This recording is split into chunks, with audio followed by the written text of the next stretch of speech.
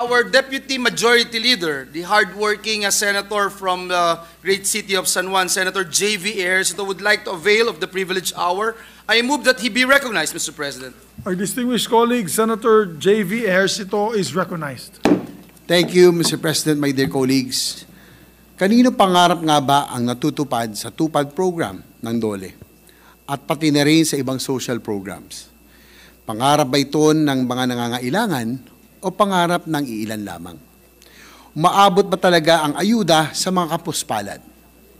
O napupunta lang ba ito sa kamay ng mga ganid na politiko? I ask these questions, Mr. President, as we expose another sordid variant of the so-called ayuda scam. I recently received 2 videos on this modus. In the first one, a victim from Barangay Balumbato in San Juan City states that he was approached by the staff of a councilor. Binigyan siya ng transaction code para sa Palawan Express at inutusan siya na i-claim ang 7,500 pesos na TUPAD. Pero sabi ni Councilor, 1,000 lang daw ang mapupunta sa biktima, sa beneficiary. Ang 6,500 pesos naman, ikakaltas at isasantabi para daw po kay Mayor. I will not name the Councilor or the Mayor, basta pareho po silang tiga San Juan. Let the videos speak for itself. Ito po. Sir Rafi, magandang gabi sa inyo. May concern lang po ako kasi po kakakuha lang namin kanina ng pera sa TUPAD. Tapos yung nagbigay sa amin noon ng code sa Palawan, isa sa may-ari ng inuupahan namin at saka staff po siya ni Paul Arcadi. Ngayon po, ang sabi sa amin, pag na-withdraw na namin yung pera, 1,000 na daw yung kukunin namin. Yung 6,500 daw, ibigay sa kanila para daw yun sa kay Mayor. Yun po yung sabi. Tapos po, hindi ko po matanggap yun kasi po yung pera na po yun, yung makukuha ko, itulong ko po sana sa tiyuhin ko na may gouty po, hindi na po nakakalakad.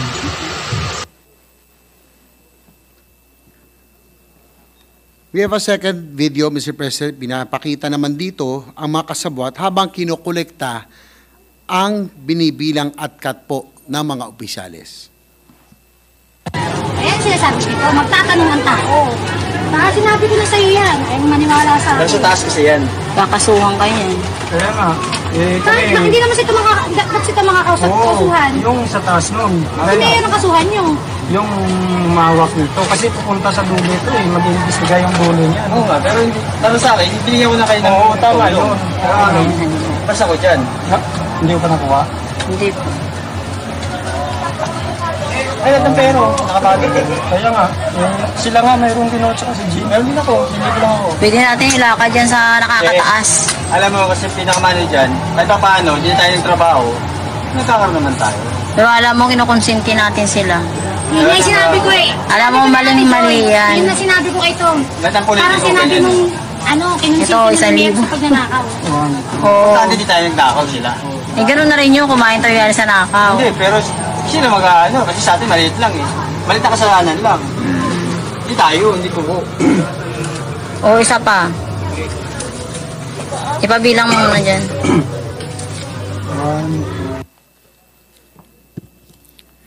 Mr. President, my dear colleagues, these videos were originally addressed to our colleague, Senator Tulfo, and they provide a clear answer to my questions earlier. Hindi natupad ang pangarap ng mabiktima ng ayuda scam, pero ang pangarap ng mga opisyales, tupad na tupad. Ang 7,500 pesos na ayuda, naging 1,000 pesos na transfer fee. Ang 6,500 pesos, naging cash in ng mga ganid na politiko, tulad ni Mr. Mayor at Mr. Councilor. Kaya nila siguro bininaan sa Palawan Express para express lane ang pagkupit. In fact, hindi nga ito simpleng kickback, remittance na po ito. But all jokes aside, Mr. President, this is not the first time that TUPAD has been mired in controversy. And no less than the Commission on Audit noted major irregularities in the program in 2021 and 2022. In fact, ayon sa salaysay ng ilang beneficiary, ang tupad ay pinapamigay bilang pamasko sa mga kapitan at kagawad sa aming pong minamahal na lungsod ng San Juan. 15,000 sa bawat kapitan at 7,500 sa bawat kagawad. Pero kung kalaban ka, hindi ka kasama sa Christmas party. Ang kailangan lang gawin, magbigay ng pangalan at sila po ang tatayong beneficiaries, pero yun po ang ginagawang pamasko. Mga kapamilya, kamag-anak o kaibigan nila nakapangalan dahil hindi nga po eligible ang mga barangay officials sa tupad. Yung AIX rin pinamimigay sa mga barangay officials at ginagamit ito bilang incentive sa mga tigas City Hall. For the record, my colleagues, there are about 350 to 500 job order employees in San Juan right now. Dati po, wala na ho kaming job orders, pero ito po, karamihan ay for political accommodation. And these ayuda scams are even worse in the countryside. If these can be perpetrated in the heart of Metro Manila, it stands to reason that these are worse in the far-away provinces. Nakita na ito sa ating mga pagdinig sa Senado, umaalingasaw ang baho ng mga samut-saring ayuda scam sa mga probinsya. Sa mga hearing ni Senator Bato, naungkat ang scam sa educational assistance ng DSWD. Sa hearing naman ni Senator Amy, nakita natin kung paano ginamit ang ayuda para pondohan ang Politicians Initiative o ang PI. When ayuda is not lining pockets, it is filling in fraudulent forms. Nakakapanghinayang at nakakasuka dahil ang pera na dapat para sa mga kapuspalad, nagiging puhunan ng mga makapangyarihan. These aid mechanisms have become instruments for political interests. Instead of going to beneficiaries, they are used to reward allies and bankroll operators. In other words, they are used for patronage politics. Ang masama pa dito, winawaldas nila ang kaban ng bayan, ika nga nila. Pinakamasarap sa politika ay ang ipamigay mo ang pera na hindi sa iyo, pero ikaw, sa iyo napupunta ang pagkapogi. In the case of Mr. Mayor, Mr. Councilor, hindi lang pinamigay, pinagkakitaan pa. Nakalungkot rin, Ginoong Pangulo, when you factor in the ballooning fiscal cost of these social protection programs in the past decade. Because we know that when our annual spending increases, and probably so does the annual stealing. Let's look at how the funding for these programs ballooned in the past decade. In 2014, the Crisis Intervention Program had a 4.09 billion budget. Nung kasagsagan ng pandemya, it was 8.73 billion. Ngayong 2024, kung kailan wala ng pandemya, ang halaga nito ay nasa 34.26 billion pesos na. TUPAD had a 1.02 billion budget in 2014. During the 2020 pandemic, it was 6.78 billion.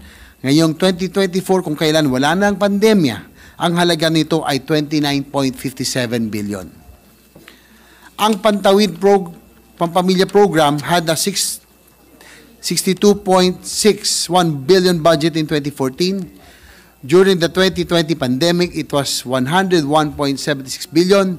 Sa 2024, kung kailan walang pandemya, may halaga ito ng 106.3 billion. For the record, Mr. President, nung una akong hinilal bilang San Juan District Representative in 2010, I can remember the Pantawid program only had a meager 10 billion peso budget. Ngayon, dinagdag pa ang ayuda sa Kapos ang Kita program. Bago na naman po ito, o AKAP. Ang budget nito ay nasa halagang 26.7 billion pesos. What about the big picture, Mr. President? According to DBM estimates, only 6.26% of the national budget was allocated to social protection in 2014. Ibig sabihin, sa bawat 100 piso ng budget noon, 6 na piso ang ginagasto sa programa tulad ng Pantawid, AIX at TUPAD. In contrast, 12 out of every 100 pesos in the national budget will be spent for social protection in 2024, and that amounts to 745.67 billion pesos in taxpayers' money. These alarming increases require important questions. First, are these still temporary interventions, or are they dole-outs which encourage dependency? Sabi nga nung isang kasabwat, kahit di tayo nagtrabaho, nagkakaroon tayo ng pera. Hindi na yata ito crisis intervention kung taon-taon pumipila ang mga benepisaryo. This assistance program should only be a temporary measure. Dapat may exit mechanism which will connect beneficiaries to employers and jobs.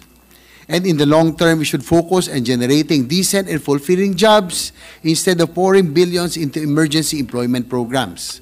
Just like what we have just sponsored earlier, the Bulacan Airport and Economic Zone. Yan po ang mga dapat nating ginagastusan because it will really produce genuine and inclusive growth and jobs.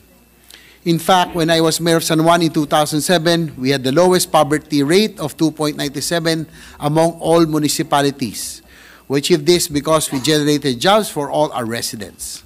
On the national level, we can generate jobs by spending on infrastructure like roads, ports, and railways. This will spread growth to the countryside and generate decent and fulfilling jobs for all Filipinos. For the record, Mr. President, just 1/4 of that 745.67 billion amount could have funded the whole 163.7 billion peso railway program for 2024.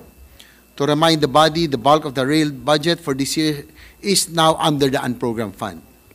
It could have funded the 639-kilometer PNR long haul, which is worth 175.32 billion. That project could have cut the travel time to Bicol from 12 hours to just 6 hours. And more importantly, that could have created growth nodes, growth areas along the way, and again, provided jobs and opportunities to a lot of people from Laguna, Quezon, Batangas, all the way to Bicol. It could have paid for phase 1 of the Mindanao Railway project, which is worth 81.7 billion pesos. And it could have bankrolled phase 1 of the Metro Manila subway that alone could transport 370,000 passengers per day and help avert the Carmageddon in our national capital. And that 745.67 billion could have built several kilometers of new roads and several classrooms with 3 floors each. To conclude, my dear colleagues, the scams perpetrated by politicians do not just bankrupt our nation's wallet, they also break our nation's spirit. They make us turn against each other instead of working together to build a stronger nation. And that is the rot which sinks deepest. As a great man once said, the most damaging crimes against society are those perpetrated by hoodlums in suits and hoodlums in Barong Tagalog. Hindi po nandito yon. But we have a chance to make it right. We have an opportunity to change welfare as I know it. To borrow from the great Lee Kuan Yew, we can build a fair society and not just a welfare state. We should dole out opportunities and not entitlements. We can do that by building better and more infrastructure. We can spread growth to the countryside. Let's pave roads to progress and lay the track towards inclusive growth.